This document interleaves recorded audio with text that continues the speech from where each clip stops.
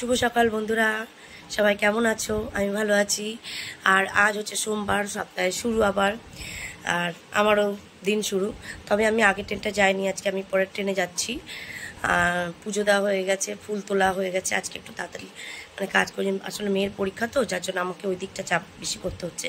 তো ট্রেনের সময় হয়ে গেছে, আমি তাড়াতাড়ি করে চাটা খেয়ে বেরোবো।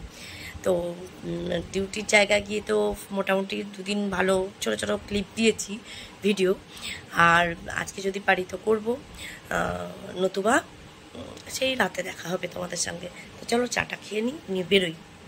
হাই বন্ধুরা, সবাই কি করছো? আমি চলে এসেছি অনেকক্ষণ, এসে আমার স্নান করেছি। আজকে এত গরম আর এত কষ্ট হচ্ছে, তো স্নান হয়ে গেছে, দিয়ে এখন করছি রান্না। আমার সকাল থেকে আজকে কি হয়েছে, সকাল থেকে আমার এই চোখটা লাফাচ্ছে, তো মানে ফটফট ফটফট করে লাফাচ্ছে। তো এসে ঠাকুরের মানে ঘরে গেলাম, ঠাকুরের বাসন টাসনগুলো ধুয়ে না, কারণ মেয়ের পরীক্ষা চলছে বলে ও একটু মানে ওইদিকে চাপে, সকালবেলা উঠে কত কি করবে, তাই আমি এদিকটা একটু সেরে নিলাম। আর এখন রান্না করছি ভেন্ডি দিয়ে আলু দিয়ে, করবো হচ্ছে বাবা ভেন্ডি দিয়ে আলু দিয়ে, লাইটটা এমন পড়ছে, ভেন্ডি দিয়ে আলু দিয়ে করবো ঝাল, মানে ভেন্ডি আলুর চচ্চড়ি, বাঙাল কথায় বলি চচ্চড়ি। তো ভেন্ডি আলুর চচ্চড়ি করবো। পুজোর ঠাকুরের বাসন টাসন ওদিকে মাজা হয়ে গেছে, মেজে দিয়ে চলে এসেছি। এখন ভেন্ডি আলুর চচ্চড়ি করবো, ভাত হয়ে গেছে।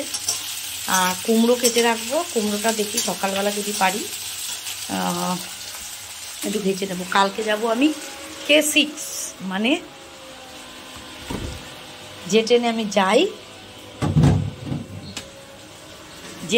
যাই তার আগের ট্রেনে।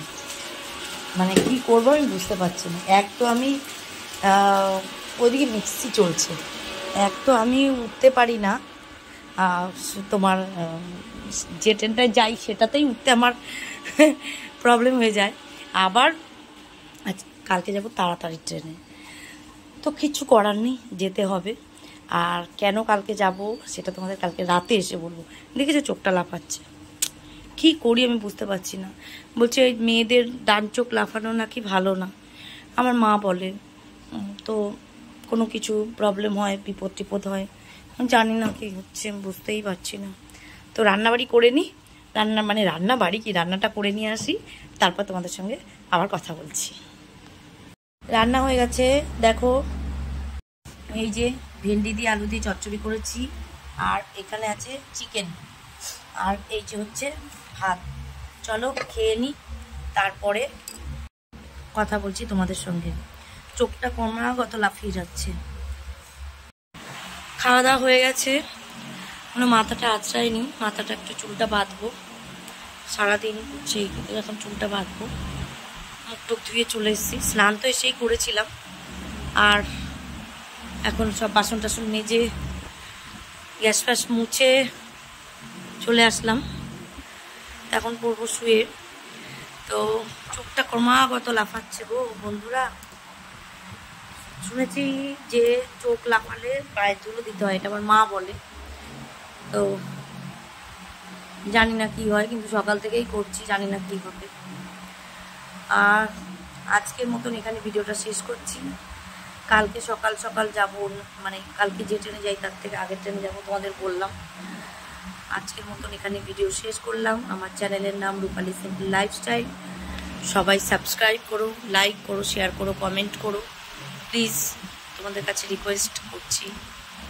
তো আজকের মতন এখানেই শেষ করছি। দেখেছো চোখটা লাফিয়ে যাচ্ছে, কেন যে চোখটা লাফাচ্ছে বুঝতে পারছি না।